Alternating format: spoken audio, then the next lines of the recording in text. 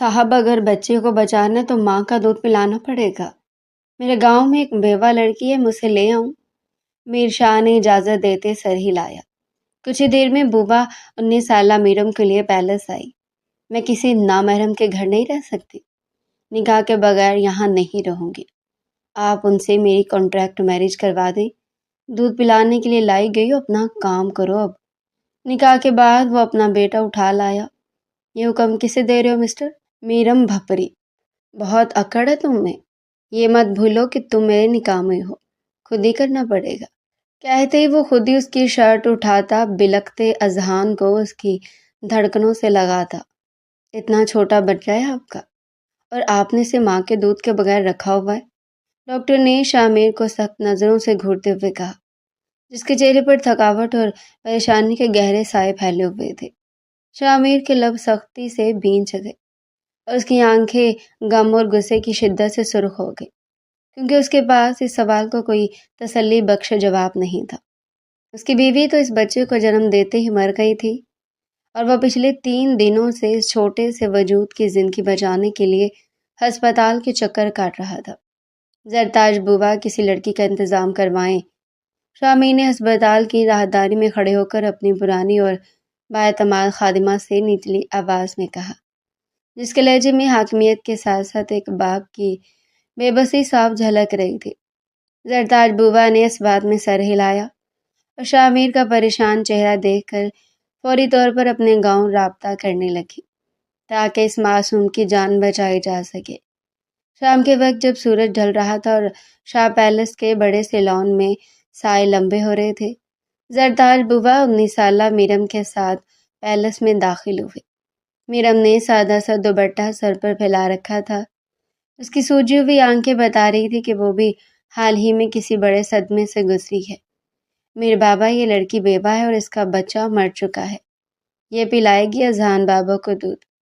जरदाज बुआ ने डरते डरते शामिर के सामने मीरम को खड़ा करते हुए कहा, जिस पर शामिर ने अपनी घनी बनों के नीचे से मीरम की तरफ देखा। मगर ये निकाह के बगैर यहाँ नहीं रहना चाहते।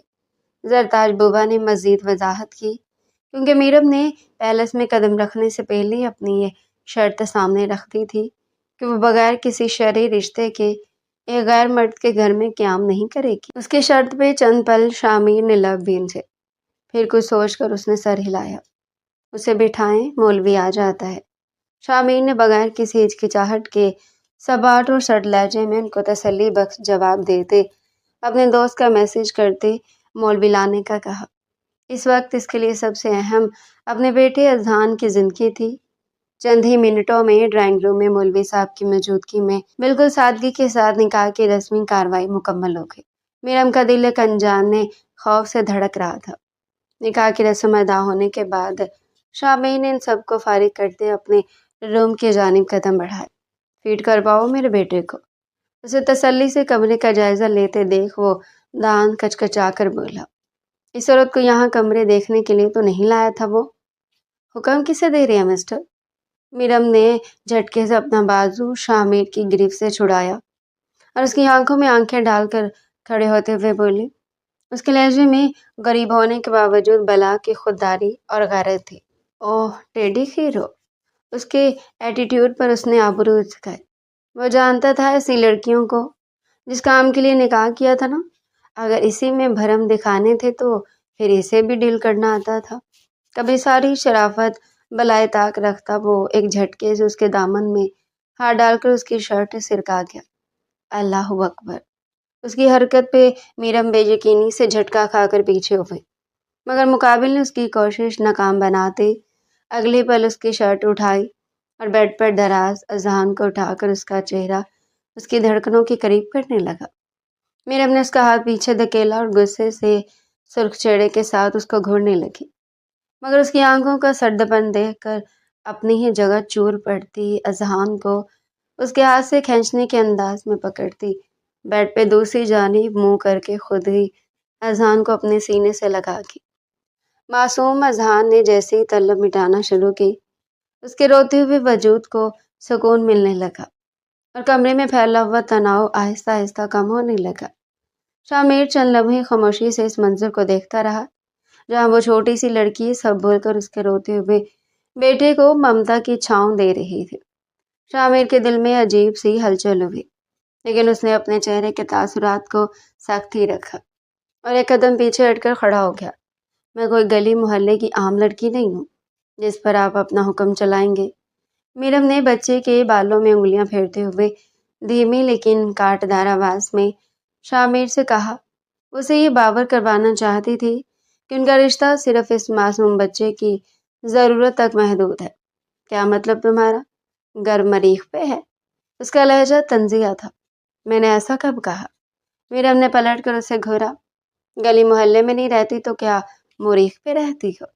मजाल है जो इस मनहूस का लहजा बदल जाए। मीरम दान पेश कर रखे। बच्चे को सुकून मिल गया था और वो मीरम के सीने से लगा गहरी नींद सो चुका था, जिसके छोटे छोटे हाथ मीरम की दुपट्टे को सख्ती से थामे हुए थे। मीरम ने उसके मुस्कुराते हुए चेहरे को देखा तो उसकी अपनी आंखों से खामोश आंसू निकलकर उसके गालों पर बहने लगे। उसे अपने इस बच्चे की याद आई थी जो पैदा होते उससे छिन गया था।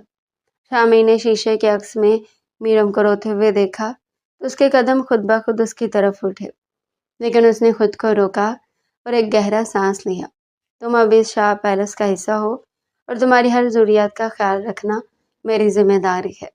शामी ने सोफे पर पड़े कपड़ों के शॉपर की तरफ इशारा करते हुए कहा, जिसमें मीरम के लिए कीमती सूट और सूती कपड़े मौजूद थे।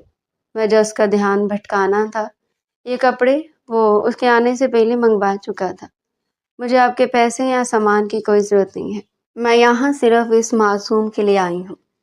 मेरे पास अपना सब कुछ है। शायद आपके शान शान ना हो, मगर मुझे वो दिलो जान से अजीज है।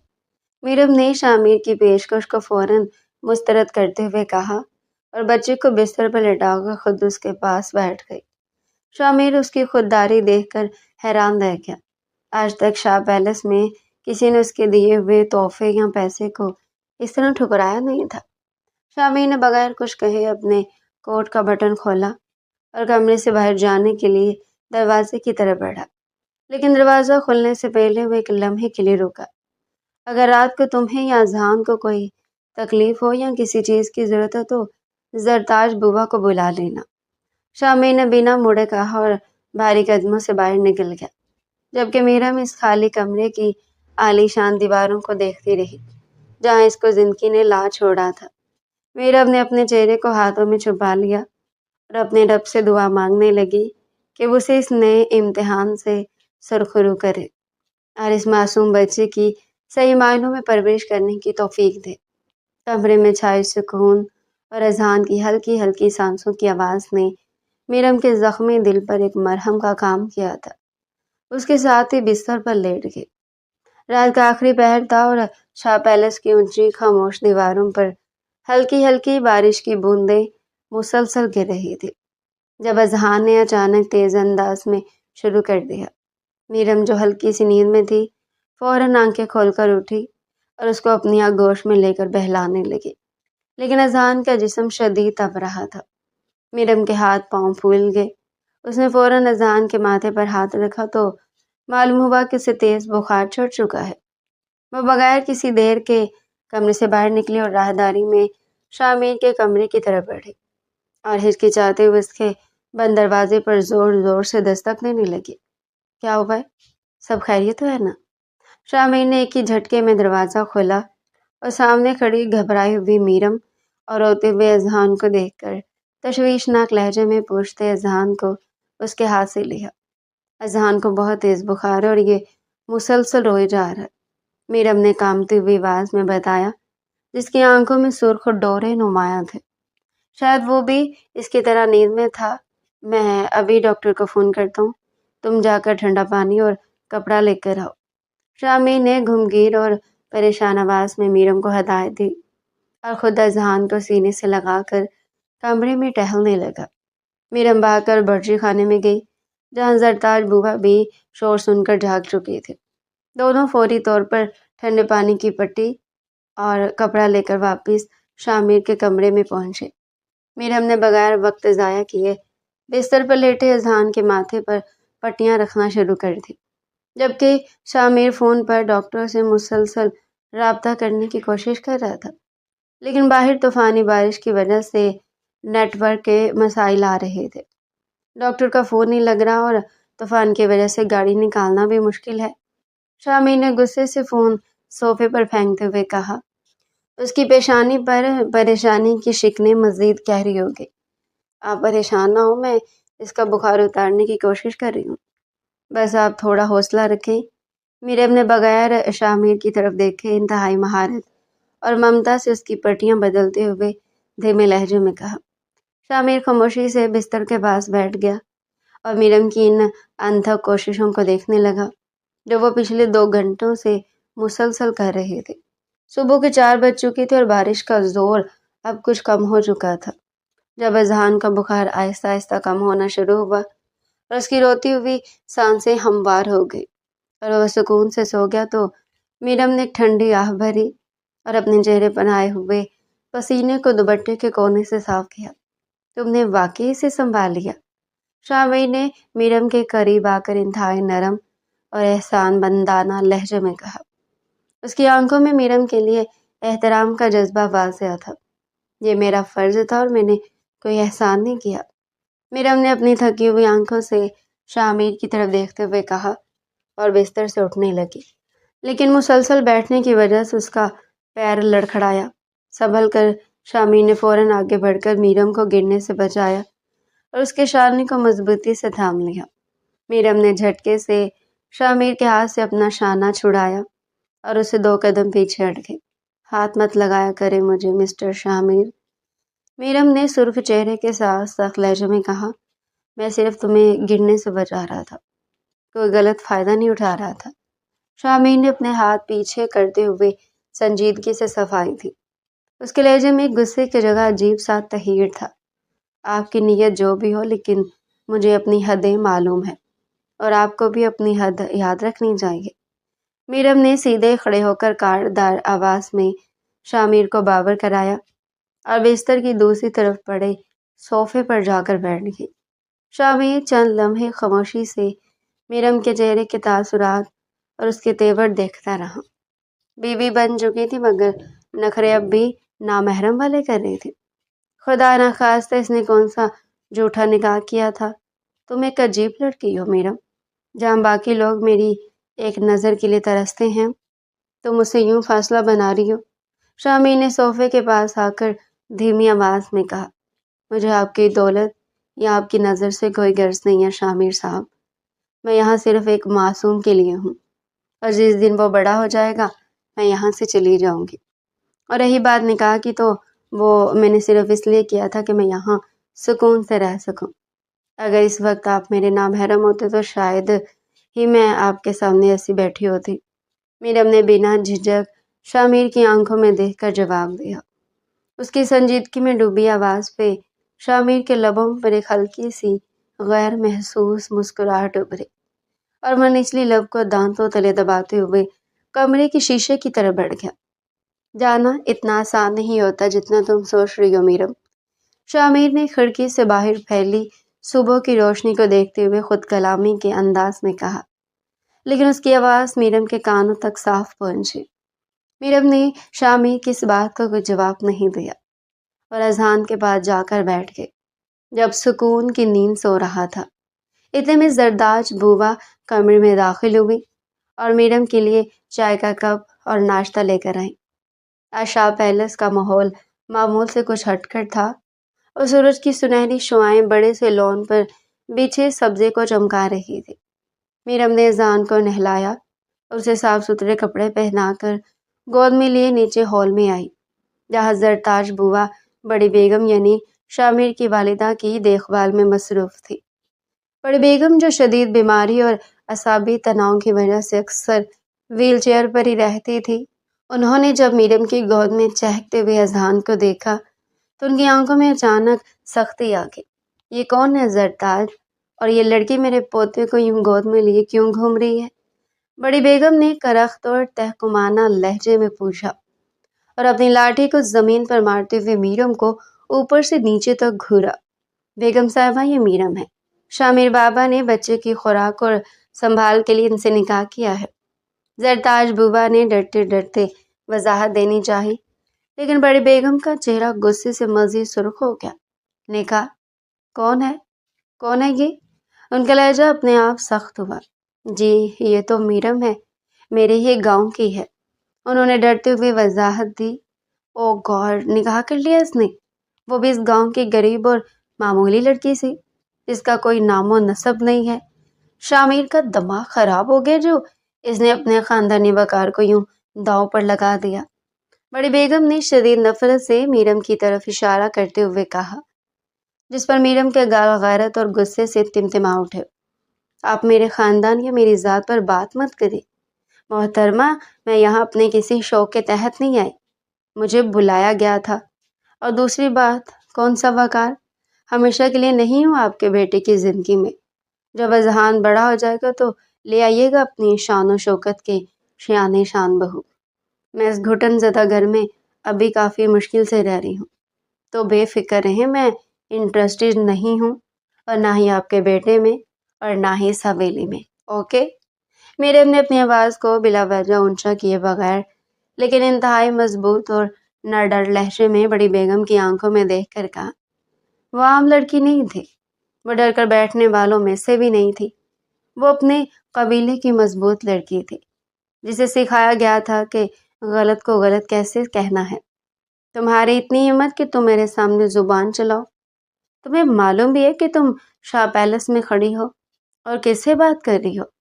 بڑی بیگم نے حیرت اور غصے کے ملے جلے تاثرات کے ساتھ اپنی خادمین کو آواز دینے کے لیے ہاتھ اٹھایا، لیکن اسی لمحے شامیر 3 پیس سوٹ پہنے اور گڑی باندھتا ہوا تیزی سے زینہ اتر کر نیچے آ گیا۔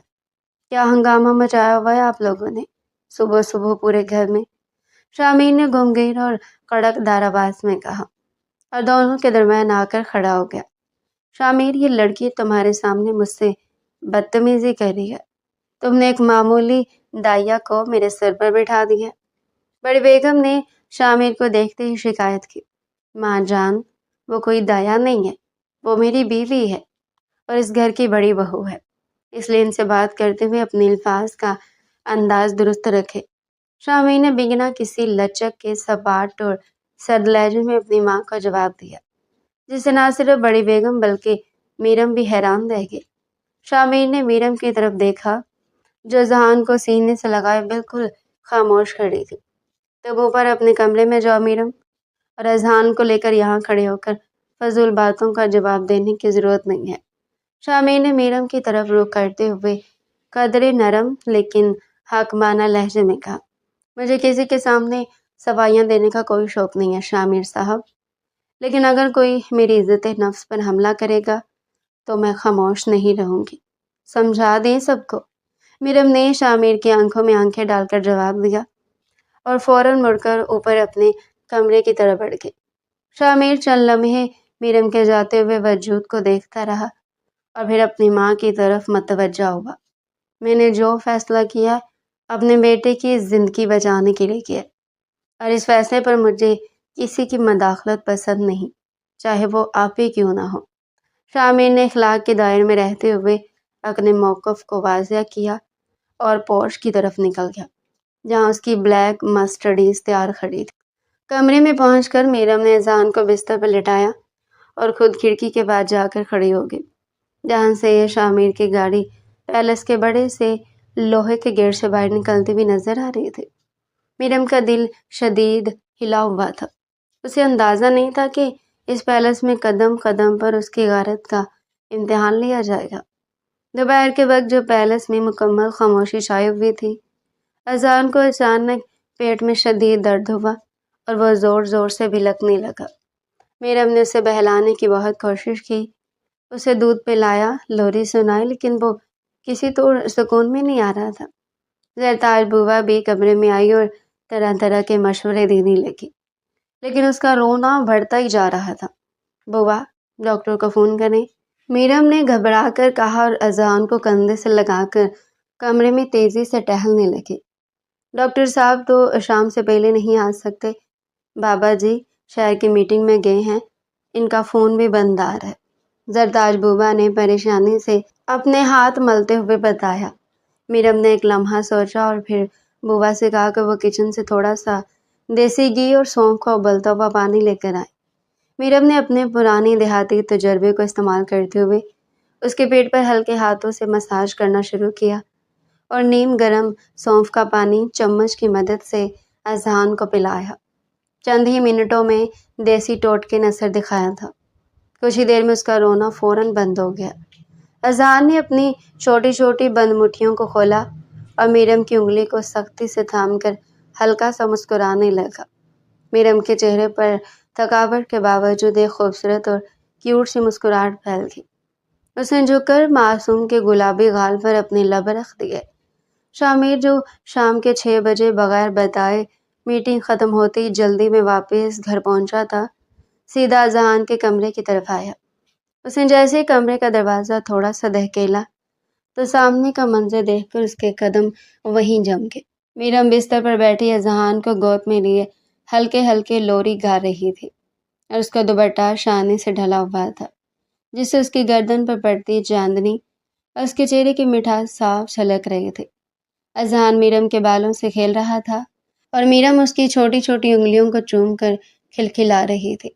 शामिर के सख्त और पत्थर दिल में जैसे किसी ने पहली बार मोहब्बत का गुलाब खिला दिया हो। उसकी आंखों में मीरम के लिए एक अलग ही चाहत और एहतराम का समुंदर उमड़ आया। शामिर ने गहरा सांस लिया और दरवाज़ा पूरा खोलकर अंदर दाखिल हुआ, जिससे मीरम फौरन अलर्ट हो गई थी और अपना दुपट्टा दुरुस्त करते हुए बिस्तर से उठी। ये कैसा है अब? जरदार बुआ ने मुझे फ़ोन पर बताया था कि इसकी तबीयत ख़राब थी। शामिर ने अपने कोट का एक बटन खोलते हुए गमगीन और मध्यम आवाज़ में पूछा और मीरम के बिल्कुल करीब आकर खड़ा हो गया। ठीक है, मीरम ने निगाहें झुकाकर संजीदगी से जवाब दिया। शामिर का इतने करीब आना उसे अंदर से बेचैन कर रहा था। तुम उकताती नहीं हो ये सब करके? न जाने क्या सोचकर वो पूछ बैठा। मैंने आपसे पहले भी कहा था शामिर साहब के मैं ये सब किसी सीले या तारीफ के लिए नहीं करे, ये मेरा फ़र्ज़ है। मीरम ने 2 कदम पीछे हटकर अपने और शामिर के दरमियान फासला कायम करते हुए धीमे लहजे में कहा, हर बात पर फासला बनाना ज़रूरी है क्या? मीरम, हम दोनों निकाह के रिश्ते में है, कोई गैर नहीं है एक दूसरे के लिए। शामिर ने मीरम की बार बार पीछे हटने की आदत से थोड़ा ज़ीद होकर कहा, ये निकाह सिर्फ इस मासूम की ज़रूरत के लिए हुआ था शामिर साहब। इसकी कोई जज्बाती हकीकत नहीं है और ना ही आप मुझे वो मुकाम दे सकती हैं जो एक बीवी का होता है और ना ही मैं आपको शौहर का मुकाम दे सकती हूँ। बता चुकी हूँ पहले भी। मीरम ने शामिर की आंखों में आंखें डालकर तल्खी से कहा। शामिर के लबों पर दिलकश मुस्कुराहट उभरी। उसने अपने दोनों हाथ अपनी पैंट की पॉकेट्स में डाले और मीरम के गिर्द एक चक्कर काटते हुए उसके सामने आकर रुका। अगर मैं तुम्हें वो तमाम हकूक़ और मुकाम देना चाहूँ जो एक बीवी का होता है, तब भी तुम यही कहोगी। शामिर ने इंतहाई धीमी और गहरी आवाज़ में मीरम के बिल्कुल करीब झुककर पूछा, जिसे मीरम की सांसें एक लम्हे के लिए अटक गई। उसके चेहरे पर हया और घबराहट की सुर्खी फैल गई। अपनी हद में रहे मिस्टर शामिर। मीरम ने अपनी घबराहट पर काबू पाते हुए और अपने चेहरे के तासुरात को सख्त बनाते हुए कांटेदार आवाज़ में शामिर का जवाब दिया। शामिर ने मीरम का जवाब सुना और एक लंबी सांस खारिज की। उसकी आंखों में मीरम के लिए पसंदीदगी और एहतराम का जज्बा वाज़िया था। बुराई क्या है इसमें? मना चाहते हुए भी पूछ बैठा। सीधे से बोले ना, खरीदना चाहते हैं मुझे। वह तल्खी से गोया हुई तो शामिर दंग रह गया। खरीदा उन्हें जाता जो बिकने के लिए तैयार हो मीरम। तुम तो एक नायाब हीरा हो जिसे पाने के लिए पूरी सल्तनत भी दांव पर लगाई जा सकती है। शामिर ने अपने पुरवकार और रौबदार लहजे में कहा और बगैर किसी मज़ीद बहस के घूमकर कमरे से बाहर निकल गया। जबकि मीरम का दिल सीने में इतनी ज़ोर से धड़क रहा था जैसे अभी बाहर निकल आएगा। वो बिस्तर के किनारे बैठ गई और अपने दोनों हाथों से अपने गर्म होते गालों को छुआ। उसे समझ नहीं आ रहा था कि वो शामिर की इस अजीबो-गरीब तब्दीली और उसकी बातों का क्या मतलब निकाले। ये सब तो तय नहीं हुआ था इनके दरमियान। वो किचन में खड़ी कुछ बना रही थी जब इसी असना में शामिर, जो स्याह रंग के नाइट सूट में मलबूस था और उसके बाल कदरे बिखरे हुए थे, کچن کے قریب والے راہداری سے گزرا اور اس نے میرم کو کام میں مصروف دیکھا۔ میرم کو اندازہ نہیں تھا کہ شاہ میر اس کے پیچھے کھڑا ہے، لیکن جیسے وہ گھومی تو شاہ میر کو اتنے قریب دیکھ کر اس کے ہاتھ سے گلاس چھوٹ کر نیچے گر پڑا۔ آرام سے میرم، کہیں چوٹ تو نہیں لگی؟ تم اتنی ہڑبڑا کیوں جاتی ہو؟ مجھے دیکھ کر شاہ میر نے فوراً آگے بڑھ کر میرم کی طرف ہاتھ بڑھایا، لیکن میرم نے جھٹکے سے اپنا قدم پیچھے ہٹایا اور گلاس اٹھانے کے لیے خود نیچے جھک گئے۔ مجھے کچھ نہیں ہوا، آپ یہاں کیا کر رہے ہو؟ بوا کی طرح میرم نے نظر چراتے ہوئے انتہائی سنجیدہ اور محتاط لہجے میں شاہ میر سے پوچھا۔ زرتاج بوا مال گئی ہیں کچھ ضروری سامان لانے کے لیے، اور یہ میرا گھر ہے میرم، میں کہیں بھی آ جا سکتا ہوں۔ شاہ میر نے گھمگیر انداز میں گلا کھنکارتے ہوئے کہا اور کچن کی شیلف ٹیک لگا کر کھڑا ہو گیا۔ آپ کا گھر ہے بالکل، لیکن مجھے بھی تھوڑی پرائیویسی کی ضرورت ہے۔ اگر آپ یوں بار بار میرے سامنے آئیں گے تو میں کام کیسے کروں گے؟ میرے اپنے گلاس کو شیلف پر رکھتے ہوئے ذرا سخت آواز میں شاہ میر سے سوال کیا۔ تو مجھے کیا سمجھ رہی ہو؟ شاہ میر نے میرم کے تاثرات کو غور سے دیکھتے ہوئے مدھم اور جذباتی لہجے میں کہا، میری حدیں متعین ہیں اور آپ کو بھی ان کا احترام کرنا ہوگا۔ میرم نے نظریں شاہ میر کی آنکھوں میں گاڑتے ہوئے واضح الفاظ میں کہا۔ شاہ میر اس کی اس بے باکی اور باوقار انداز پر اندر ہی اندر اس کا قائل ہو رہا تھا۔ پیلس کا ہر شخص اس کے ایک اشارے پر کام کرتا تھا، مگر یہ 19 سالہ لڑکی اس کے روب میں بالکل نہیں آتی تھی۔ شاہ میر نے بغیر کچھ کہے ایک گہرا سانس لیا اور اپنے روم کی طرف بڑھ گیا۔ دوپہر کے وقت جب شاہ میر آفس جا چکا تھا، ایک خوبصورت اور مہنگی گاڑی پیلس کے پورچ میں آ کر رکی اور اس میں سے شاہ میر کے بزنس پارٹنر کی بیٹی زویا بڑی شان و شوکت سے باہر نکلی۔ زویا کافی عرصے سے شاہ میر سے شادی کا خواب دیکھ رہی تھی، اور جب اسے معلوم ہوا تھا کہ شاہ میر نے کسی لڑکی سے نکاح کر لیا تو اس کا پارا ہائی ہو چکا تھا۔ زویا ڈائریکٹ اوپر اذان کے کمرے میں گھس آئی، جہاں میرم اس کو جھولا جھلا رہی تھی۔ تو تم ہو وہ عام سی دایا جس نے شاہ میر جیسے امیر انسان کو اپنے جال میں پھنسایا ہے؟ زویا نے اپنے اونچے ہیل والے جوتوں کو زمین پر پٹکتے ہوئے اور میرم کو شدید تحقیر سے دیکھتے ہوئے طنزاً کہا۔ میرم نے جھولا روک کر زویا کی طرف دیکھا اور انتہائی ضبط کے ساتھ کھڑی ہو گئی۔ آپ جو کوئی بھی ہیں، پہلے تمیز سے بات کرنا سیکھیں اور اس کمرے سے باہر نکلیں، کیونکہ اذان سو رہا ہے۔ میرم نے اپنی دھیمی لیکن پرعزم آواز میں زویا کو شٹ اپ کال دی۔ تمہاری اتنی ہمت کہ تم مجھے سکھاؤ گی؟ جانتی بھی ہو کون ہوں میں شاہ پیلس کی مالکن ہونے والی تھی، اور تم نے ایک ملازمہ کی حیثیت سے آ کر میرا حق مارا ہے۔ زویا نے میرم کا بازو سختی سے جکڑنے کی کوشش کی، لیکن اسی لمحے شاہ میر، جو کسی فائل کے سلسلے میں اچانک آفس سے واپس آ گیا تھا، کمرے کے دروازے پر نمودار ہوا۔ زویا، تم اپنی حد سے آگے بڑھ رہی ہو، فوراً اپنا ہاتھ پیچھے ہٹاؤ۔ شاہ میر کی گرجدار آواز پورے کمرے میں گونجی، جسے زویا کا ہاتھ وہیں ہوا میں معلق رہ گیا اور وہ گھبرا کر پیچھے ہٹ گئی۔ شاہ میر، تم اس لڑکی کی وجہ سے مجھ پر چلا رہے ہو؟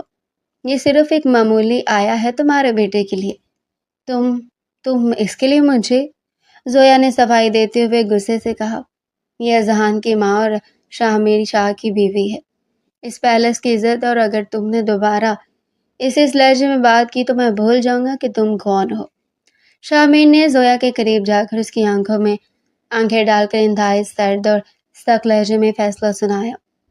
زویا شدید ذلت اور غصے کے عالم میں اپنا پرس سنبھالتی ہوئی پیر پٹکتے ہوئے پیلس سے باہر نکل گئی۔ میرم خاموشی سے شاہ میر کا یہ روپ دیکھ رہی تھی، جو پہلی بار نظر آیا تھا، یا شاید اس نے دیکھا ہی پہلی بار تھا۔ شاہ میر نے مڑ کر میرم کی طرف دیکھا، جو ابھی تک حیرت اور جذباتی کشمکش کا شکار تھی۔ تم ٹھیک ہو میرم؟ اس نے تمہیں کوئی نقصان تو نہیں پہنچایا؟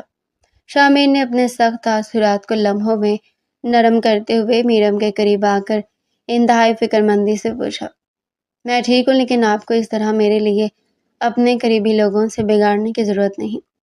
میرم نے نگاہیں جھکا کر مدھم آواز میں کہا، جس کے لہجے کی سختی اب کافی حد تک کم ہو چکی تھی۔ وہ قریبی نہیں، بزنس پارٹنر ہے، اور بزنس اور پیسہ میری بیوی اور میرے بیٹے کی عزت سے بڑھ کر نہیں ہے میرم۔ تم میری عزت ہو اور میں کسی کو یہ اجازت نہیں دے سکتا کہ وہ تم سے یوں سوال کرے، یوں سلوک کرے۔ شامر نے انتہائی گہری آواز میں میرم سے کہا، جس سے میرم کے دل کی دھڑکنیں ایک بار پھر تیز ہو گئی۔ میرم نے کوئی جواب نہیں دیا، مگر اس کی آنکھوں میں اب کی بار شامر کے لیے نفرت یا بے رخی کی جگہ ایک عجیب سا احترام اور احساس جاگ اٹھا تھا۔ شامر نے میرم کے جھکے ہوئے چہرے کو ایک نظر دیکھا اور پھر اذہان کے بعد جا کر اسے پیار کیا، جبکہ میرم خاموشی سے کچن کی طرف چلے گئی تاکہ شامر کے لیے چائے بنا سکے۔ شامر اپنے کمرے میں صوفے پر بیٹھا لیپ ٹاپ پر کچھ فائل دیکھ رہا تھا، لیکن اس کی نظریں بار بار سامنے بستر پر جا ٹکتی تھی، جہاں میرم اذہان کو گود میں لیے ہلکے ہلکے تھپکیاں دے رہی تھی۔ شامر نے لیپ ٹاپ بند کر کے میز پر رکھا اور اٹھ کر میرم کی طرف بڑھا، جس کے چہرے پر تھکاوٹ کی ہلکی سی رمق نمایاں تھی۔ میرم، تم صبح سے تھک گئی ہو، اذہان اب سو چکا ہے، تم جا کر آرام کر لو، میں اسے دیکھ لیتا ہوں۔ شامر نے انتہائی نرم اور دھیمی آواز میں میرم کے پاس بیٹھتے ہوئے کہا، مجھے کوئی تھکاوٹ نہیں ہے، اور ویسے بھی یہ ابھی گہری نیند میں نہیں سویا، اگر میں نے اسے لٹایا تو یہ جاگ جائے گا۔ میرم نے شامر کی طرف دیکھے بغیر سنجیدگی سے جواب دیا اور اس کے بالوں پر ہاتھ پھیرتی رہی، تم ہر وقت خود کو اتنی سختی میں کیوں رکھتی ہو؟ کیا کبھی تم نے کسی کی بات مانی ہے یا اپنے اوپر رحم کھایا ہے؟ شامر نے میرم کے تاثرات کو غور سے دیکھتے ہوئے ایک کیوٹ سے تحیر کے ساتھ پوچھا۔ میں خود پر رحم کھا کر ہی یہاں تک پہنچی ہوں شامر صاحب۔ جب انسان پر مشکلات پڑتی ہیں تو وہ خود ہی مضبوط بن جاتا ہے۔ میرم نے اپنی گہری آنکھوں سے شامر کی طرف دیکھتے ہوئے کہا۔ شامر نے میرم کے ان جذبات اور اس کے باوقار رویے کو محسوس کیا اور اپنے دل میں ایک عجیب سی تڑپ محسوس کی۔ تمہارا ماضی چاہے کتنا ہی دردناک رہا ہو میرم، لیکن میں تمہارا حال اور مستقبل محفوظ بنانا چاہتا ہوں، اور یہ میں تمہاری کسی مجبوری کا فائدہ اٹھا کر نہیں کہہ رہا۔ شامر نے میرم کے بالکل قریب ہوتے ہوئے کہا، جس سے میرم کا دل ایک لمحے کے لیے زور سے دھڑکا۔ آپ میرے حال اور مستقبل کی فکر نہ کریں، میرے لیے اذہان کی دیکھ بھال ہی سب کچھ ہے۔ میرم نے نگاہیں جھکاتے ہوئے اپنے جذبات پر قابو پانے کی کوشش کی۔ تم بار بار اذہان کا نام لے کر اپنے جذبات سے کیوں بھاگتی ہو؟ کیا تم نہیں دیکھ سکتی کہ میں تمہاری عزت کرتا ہوں اور تمہیں اپنی بیوی تو ہو، لیکن اصل میں تم سے رشتہ قائم کرنا چاہتا ہوں۔ شامر نے کنفیوز لہجے میں اپنا موقف واضح کیا، جبکہ میرم نظریں چراتے اس کے پاس سے اٹھ گئی۔ وہ کھڑکی کے پاس کھڑی ہی اپنے ماضی کے گرداب سوچ رہی تھی۔ 17 سال کی عمر میں عزت کے خوف سے اس کا نکاح ایک موالی سے کر دیا گیا تھا، جو اس کی عزت کا دشمن بنا بیٹھا تھا۔ غریب کے لیے عزت ہی سب کچھ ہوتی ہے، تبھی اس کو بھی عزت کی خاطر قربان کر دیا گیا۔ سفیان سے نکاح کے کچھ عرصہ بعد وہ امید سے ہو چکی تھی، جبکہ سفیان کی حرکتیں دن بعد مشکوک ہوتی جا رہی تھی۔ وہ گنڈا تو تھا ہی، مگر وہ وحشی درندہ بھی تھا۔ اس بات کا اندازہ میرم کو اپنی ڈیلیوری کے دوران پتہ چلا، اور پھر صدمے سے بے ہوش ہوتی وہ سیڑھیوں سے گر گئی، جس کے باعث اس کا بچہ دنیا میں آنے سے پہلے ہی چل بسا۔ بچے کی موت کی خبر سن کر سفیان نے اسے بے اختیار پیٹا تھا، اور پھر اس کو اندھا دھند مار کر وہ گھر سے نکلا ہی تھا کہ راستے میں شیطان کا ایکسیڈنٹ ہوا اور وہ موقع پر ہی دم توڑ گیا۔ 18 سال کی عمر میں اس کی شادی ہوئی تھی، جبکہ 19 سال کی عمر میں وہ بیوہ ہو چکی تھی۔ اس کے گھر میں محض اس کی ماں اور ایک چھوٹا بھائی تھا۔ اسے اپنے فیض سے باہر نکلنے کے لیے جاب کرنی تھی۔ زرتاج بوا اس کی ہمسائے تھی، وہ اس کے حالات سے واقف تھی، جبھی انہوں نے سب سے پہلے میرم سے رابطہ کیا تھا، اور وہ معصوم اپنا بچہ کھونے کے بعد یہ موقع ہاتھ سے گنوانا نہیں چاہتی تھی۔ مگر ایک دفعہ پھر سے عزت اس کے لیے مسئلہ بن گئی، جب ہی اس کے ذہن میں نکاح کا خیال آیا، مگر یہ نکاح اس نے محض عارضی کیا تھا۔ شامر کے مان جانے پر اسے حیرت نہیں ہوئی تھی، کیونکہ وہ جانتی تھی کہ مقابل کو اس کی ضرورت ہے۔ اذہان کو دیکھتے اسے اپنا بچہ یاد آ جاتا تھا، اسے اذہان میں اس کی روح نظر آتی تھی۔ وقت کا کام ہے گزرنا، اور وقت تو گزرتا جا رہا تھا۔ شامر جو پہلے میرم کے بارے میں نہیں جانتا تھا، زرتاج بوا سے ہر سوال کرتا، اس کے بیچ گراؤنڈ تک پہنچا تھا۔ اس کی ماں بھی تھی اور بھائی بھی تھا۔ اس بات نے اسے کافی حیران کیا تھا۔ وہ یہاں کافی مطمئن تھی، لگتا ہی نہیں تھا کہ پیچھے کسی کو چھوڑ کر آئی ہے۔ وہ تو اسے یتیم اور بے سہارا سمجھا تھا۔ اپنے پی اے سے ان کے گھر کی نگرانی کروانے پہ میرم کے گھر کا معاملہ شاہ میر کے علم میں آیا تھا، کیونکہ میرم کے چھوٹے بھائی کی اسکول کی فیس اور ان کے گھر کے راشن کے مسائل چل رہے تھے۔ شاہ میر نے میرم کو بتائے بغیر اپنے خاص آدمی کو بھیج کر ان کے تمام واجبات ادا کروا دیے تھے اور ان کے گھر میں مہینے بھر کا راشن بھی پہنچوا دیا تھا۔ میرم کو جب اس بات کا پتہ اپنی والدہ کے فون سے چلا تو وہ شدید حیران اور جذبات سے مغلوب ہو کر سیدھی شاہ میر کے پاس آئے، جو اپنے اسٹڈی روم میں موجود تھا۔ آپ نے میرے گھر والوں کی مدد کیوں کی، اور وہ بھی مجھے بتائے بغیر؟ میرم نے اسٹڈی روم کا دروازہ کھول کر شاہ میر کے سامنے کھڑے ہوتے ہوئے کاٹ دار آواز میں پوچھا۔ شاہ میر نے اپنی کرسی سے پشت ٹیک کر میرم کو دیکھا اور ایک دلکش مسکراہٹ کے ساتھ اپنے پین کو میز پر رکھ دیا۔ میں نے جو کیا اپنے سسرال والوں کے لیے کیا میرم، اور ایک شوہر کا یہ فرض بنتا ہے کہ وہ اپنی بیوی کے گھر والوں کی دیکھ بھال کرے۔ شاہ میر نے بالکل سکون اور اعتماد کے ساتھ جواب دیا۔ میں نے آپ سے کوئی مانگ نہیں کی تھی، اور نہ ہی میں آپ کے احسانات تلے دبنا چاہتی ہوں۔ اور کون سا سسرال؟ کیا مسئلہ ہے آپ کے ساتھ؟ میرم نے اپنی خودداری کا مظاہرہ کرتے ہوئے چہرے کے تاثرات سخت رکھے۔ تو میرے بیٹے کی ماں کا فرض نبھا رہی ہو میرم، کیا میں تمہارے شوہر ہونے کا اتنا چھوٹا سا حق بھی نہیں ادا کر سکتا؟ شاہ میر نے فوراً اپنی کرسی سے اٹھ کر میرم کے پاس آ کر انتہائی نرم اور جذباتی لہجے میں کہا۔ شاہ میر کا یہ روپ میرم کو اندر تک ہلا گیا۔ اتنا بڑا زمیندار اور امیر انسان اس کے سامنے اپنے شوہر ہونے کے حق کی التجا کر رہا تھا۔ میرم کے پاس اس بات کا کوئی جواب نہیں تھا، اور وہ خاموشی سے شاہ میر کی چمکتی ہوئی آنکھوں میں دیکھتی رہی، جن میں صرف اور صرف احترام تھا۔ اپنے چہرے سے یہ غصہ ہٹاؤ میرم، اور مجھے اپنا دشمن سمجھنا بند کرو۔ میں شاہ میر ہوں، جو ایک بار جس کی ذمہ داری لیتا ہے نا، اسے کبھی اکیلا نہیں چھوڑتا۔ شاہ میر نے انتہائی دھیمی آواز میں میرم کے سر پر ہاتھ رکھنے کی کوشش کی، لیکن میرم نے اپنا سر پیچھے کر لیا۔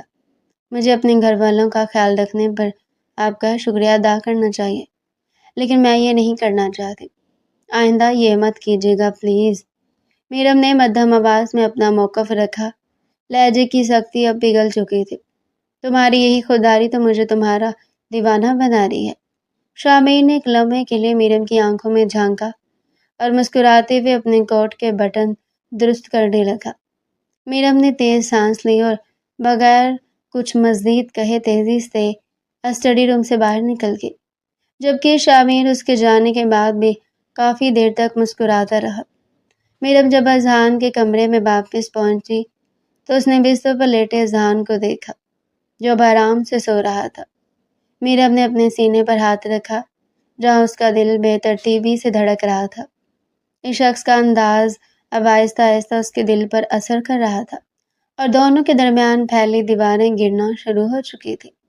شاہ پیلس کی وسیع ہال میں صبح کی روشنی پھیلتے ہی ایک عجیب سا تحریک نظر آ رہا تھا، کیونکہ شاہ میر نے آج گھر کے تمام ملازمین کو ہال میں جمع ہونے کا حکم دیا تھا۔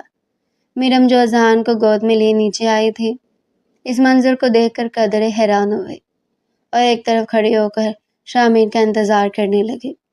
شاہ میر بلیک 3 پیس سوٹ میں ملبوس، کالی گھڑی باندھتا ہوا شاہانہ چال کے ساتھ زینہ اتر کر نیچے آیا، اور اس کی پروقار شخصیت سے روب ٹپک رہا تھا۔ سرتاج بوبا اور باقی تمام ملازمین ہاتھ باندھے شاہ میر کے سامنے کھڑے تھے، جبکہ بڑی بیگم بھی اپنی ویل چیئر پر ایک جانب موجود تھی۔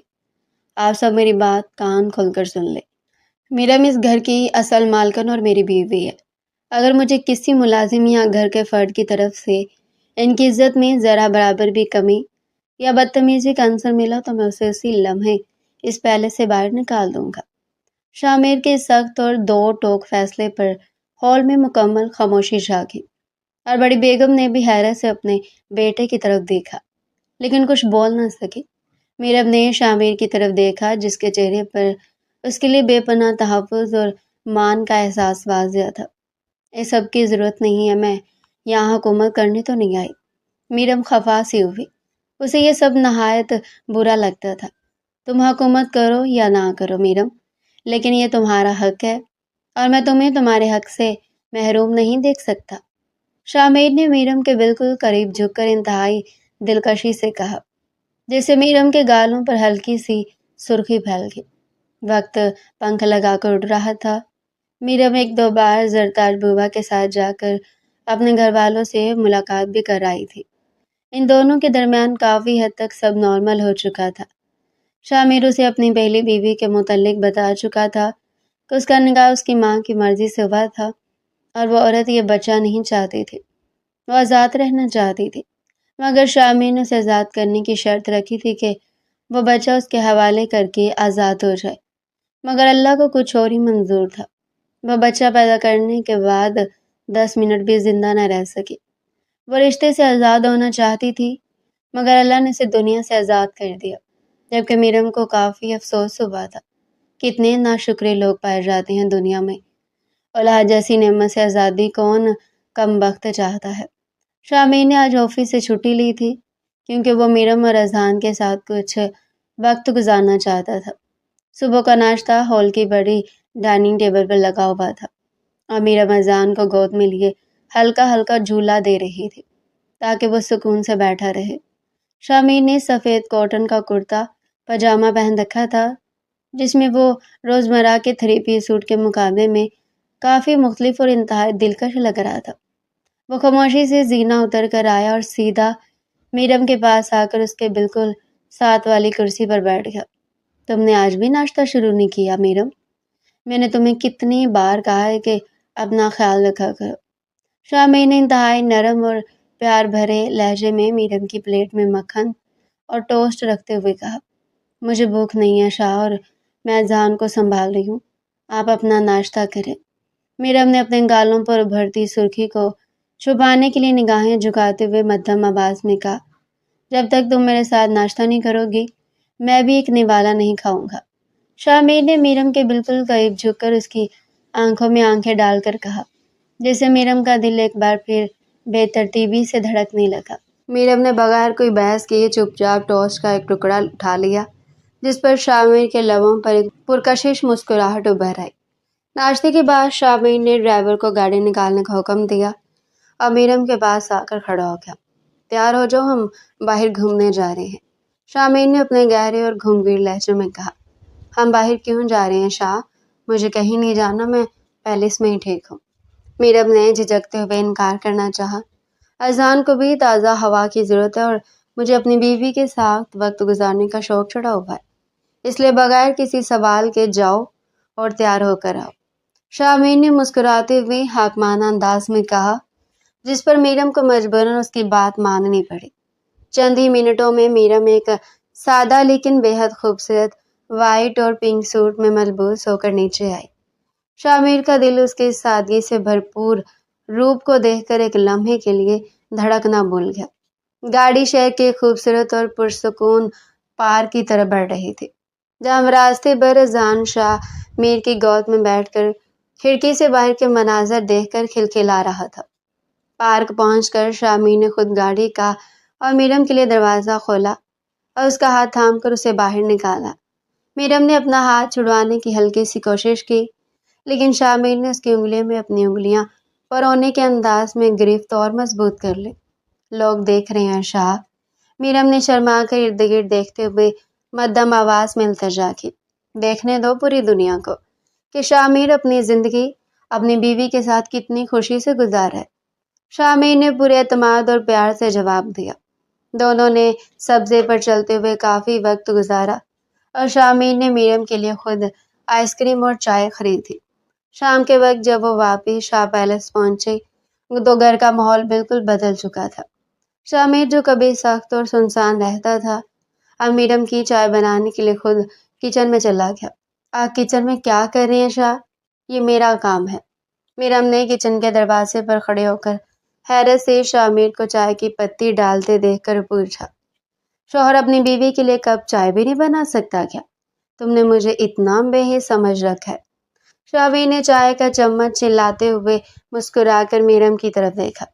میرم شامر کی اس بچکانہ اور پیاری حرکت پر اپنی مسکراہٹ نہ روک سکی۔ اس کے خوبصورت چہرے پر کھلکھلا کر مسکراہٹ پھیل گئی۔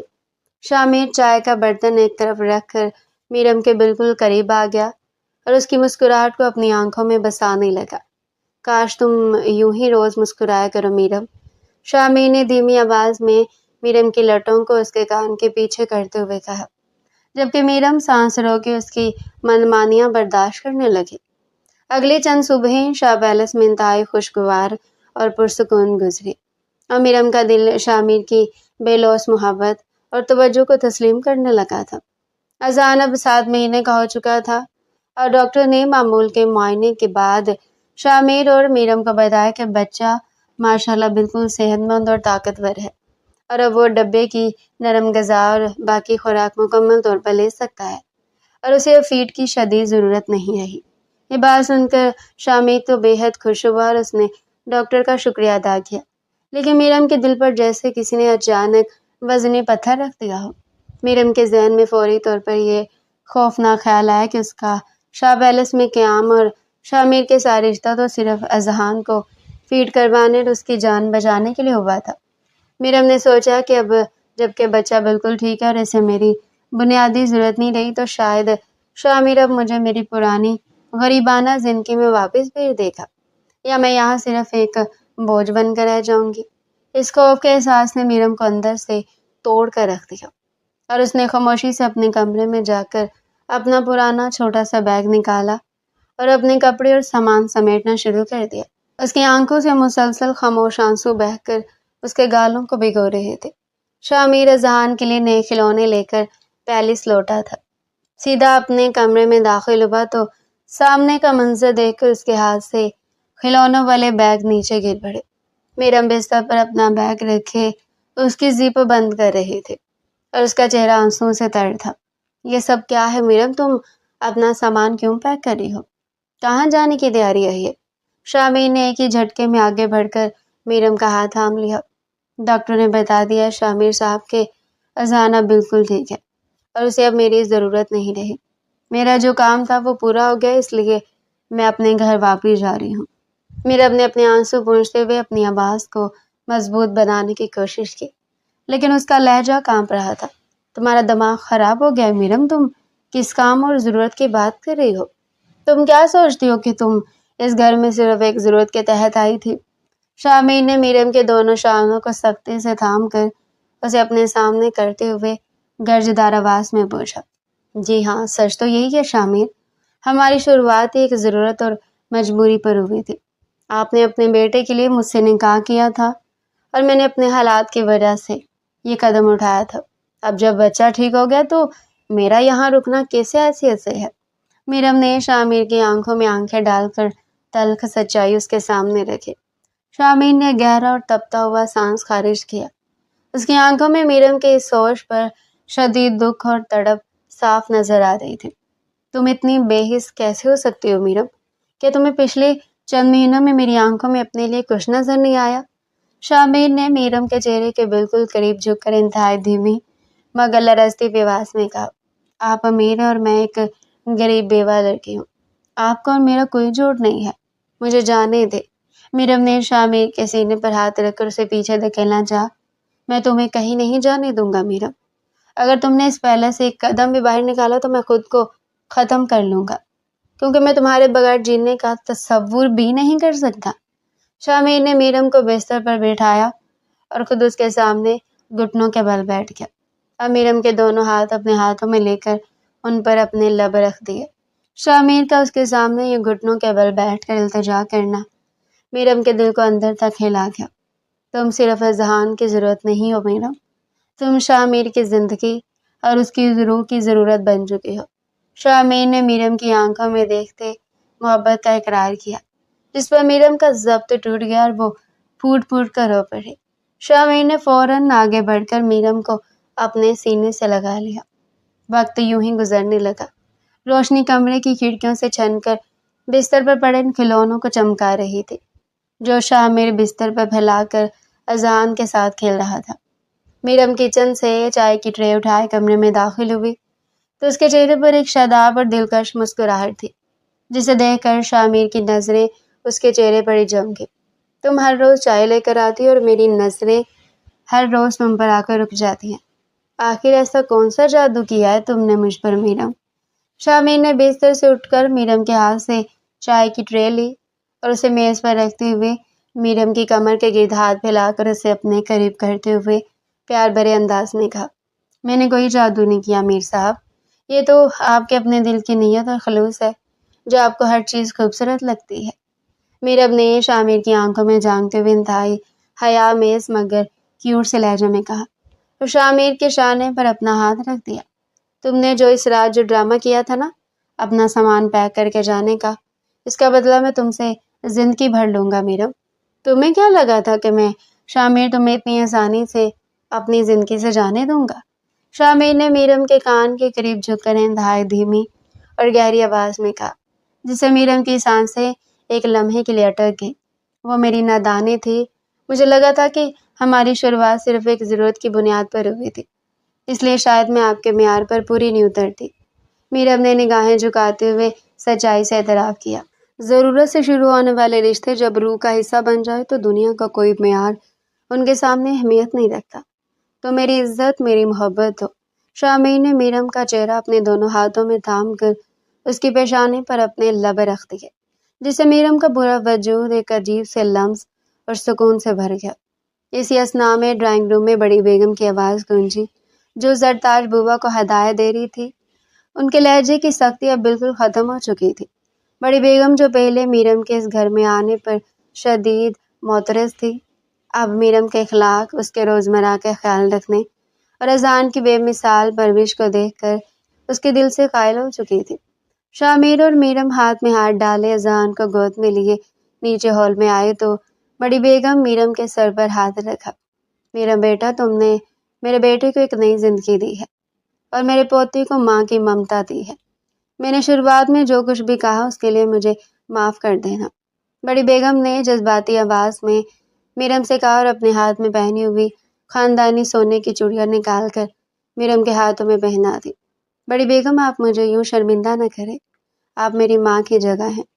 شام اپنی تمام تر دلکشی کے ساتھ پیلس پر اتر رہی تھی۔ آسمان پر بکھرے سنہری اور گلابی رنگ ماحول کو اور حسین بنا رہے تھے، جبکہ ہلکی ہلکی ٹھنڈی ہوا لان میں کھلے گلابوں کی خوشبو اپنے ساتھ لیے پھر رہی تھی۔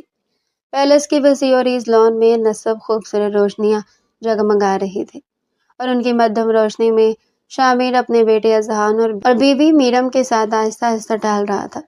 اذہان شامیر کے کندھے سے لگا اپنی ننھی ننھی انگلیوں سے کبھی اس کے بال کھینچتا تو کبھی اس کا کان پکڑنے کی کوشش کرتا، جس پر شامیر مصنوعی ناراضی ظاہر کرتا، جبکہ میرم ان دونوں باپ بیٹے کی شرارتیں دیکھ کر کھلکھلا کر ہنس پڑتی۔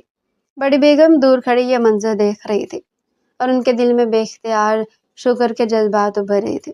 انہوں نے کتنی مشکل دن اور آزمائشیں دیکھی تھی، مگر آج اپنے خاندان کو یوں خوش اور مطمئن دیکھ کر ان کی روح تک سکون محسوس کر رہی تھی۔ وہ آہستہ آہستہ ان کے قریب آئیں تو اذہان فوراً ان کی طرف ہاتھ بڑھانے لگا، جس پر بڑی بیگم نے مسکراتے ہوئے اسے اپنی گود میں اٹھا لیا۔ اذہان نے معصومیت سے ان کے گال پر بوسہ دیا تو سب کے چہروں پر مسکراہٹ پھیل گئی۔ میرا محبت بھری نظروں سے اپنے خاندان کو دیکھ رہی تھی اور دل ہی دل میں سوچ رہی تھی کہ شاید زندگی کی اصل خوشی یہی ہوتی ہے جب اپنے سب لوگ ایک ساتھ ہوں، دلوں میں محبت اور فضا میں سکون بکھرا ہو۔ شامیر نے ایک نظر میرم پر ڈالی اور دوسری بڑی بیگم پر، پھر آسمان کی طرف دیکھ کر خاموشی سے اللہ کا شکر ادا کیا، کیونکہ کبھی وہ وقت تھا جب اس کی زندگی خطرات، دشمنی اور تنہائی سے بھری ہوئی تھی، مگر آج اس کے پاس وہ سب کچھ تھا جس کی خواہش ہر انسان کرتا ہے، ایک محبت کرنے والی بیوی، ایک معصوم بیٹا، ٹھنڈی ہوا کے جھونکے گلابوں کی مہک لیے گزر رہے تھے، فوارے کا پانی روشنیوں میں چمک رہا تھا اور پیلس کا خوبصورت لان ان حسین لمحوں کا خاموش گواہ بنا ہوا تھا، جہاں محبت، اپنائیت اور خوشیوں نے وقت کو جیسے چند لمحوں کے لیے تھام لیا تھا۔